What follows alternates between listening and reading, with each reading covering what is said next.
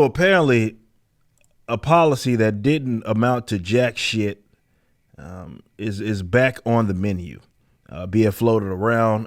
Well, this isn't new necessarily. You've seen it happen in other countries where they've gone back to this whole lockdown for a couple of weeks or some sort of like really strict, strenuous, let's say restrictions on the populace in terms of its mobility and where it is allowed to go. And apparently it's back on the menu. This person, of course, in their Twitter has basically the Twitter that you would expect. In terms of the bio, it's just kind of hilarious to me that you can look at these guys' posts and you can tell what their bio is going to say.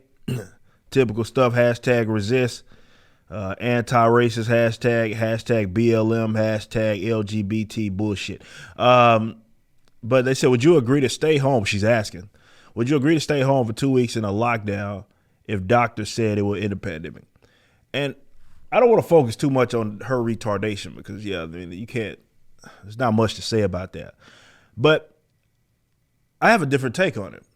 What this shows us, because we all know that this didn't work the first time. In fact, I will show you guys right now because I remember favoriting this from Man's Jeffrey Tucker posting this. This is what we ended up getting, right? Early on, we had those, we got to lock the world down, and here is the cases. This is where they went. They went fucking up. It was a policy that never made any fucking sense considering how infectious this illness was, even according to them.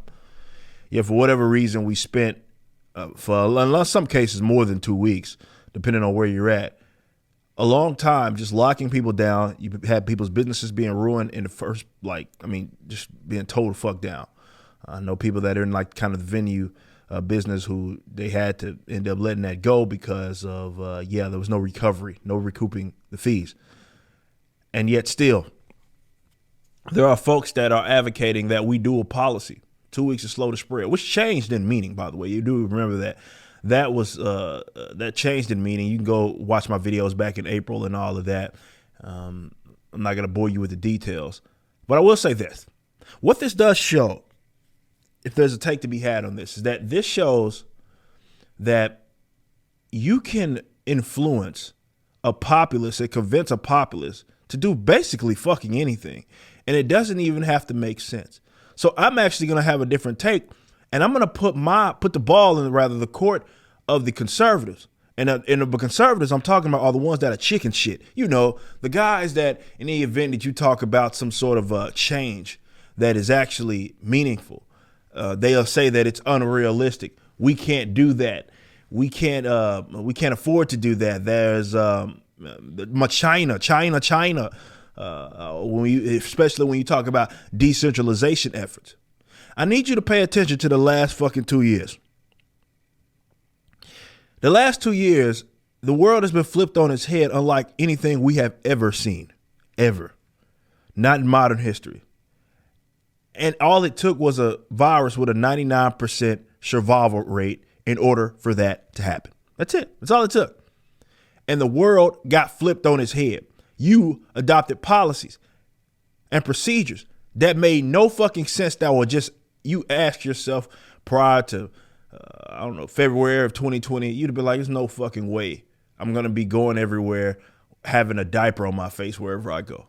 I'm not going to be just forcing myself to have to be, 12 feet or whatever, 6 feet between so-and-so to go do whatever it is that, you want to do. I'm not going to have such a policy where, we're wiping everything down just endlessly. But we did that. And the governments around the world convinced a populace to adopt such moronic policies. Even now they admit that, half that shit was arbitrary, particularly with the social distancing thing. That was arbitrary. They just fucking made it up. And they convinced everybody that this was the way. So how can you look at something like that? Maybe I guess this does go to the mass psychosis thing. But how do you look at something like that? And then, hell, definitely when it comes to COVID and the government's reaction, we don't want something like this to ever happen again. So we understand that in order for us to prevent that, we have to get to some sort of decentralization effort.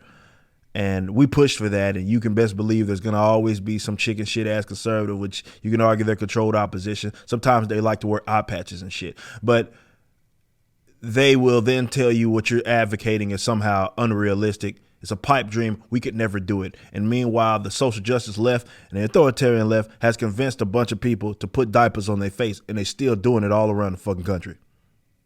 Now, some people will look at that and say, well, that's a little different. Is it?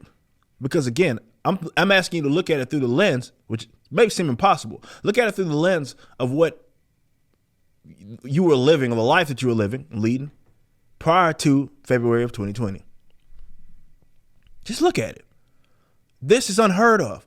You would not have gone for this. You would have said this is moronic. You would have said there's no way that this could happen. Why would we do that? You'd say you wouldn't agree. You say we never did it, and then here we are. Your beloved orange president set the scene. Operation Warp Speed made all these fucking deals with the devil and these pharmaceutical companies, and they got everybody by the ball sack. And yet here we are. And you mean to tell me that, I don't know, maybe getting rid of some of these institutions, or at minimum breaking away from them, or breaking them up, is something worth striving for, so we can prevent en masse some of the bullshit that we have? Oh, well, we can't do that. That's just not realistic. There's no way that we can do that. Bro, there are people that are convinced that a policy that did not work, they're convincing people to do it again and again and again and again. This is why I say that culture is very important. I do believe that it's realistic to push for some sort of decentralization effort, of course. Now, I don't know how that's going to look.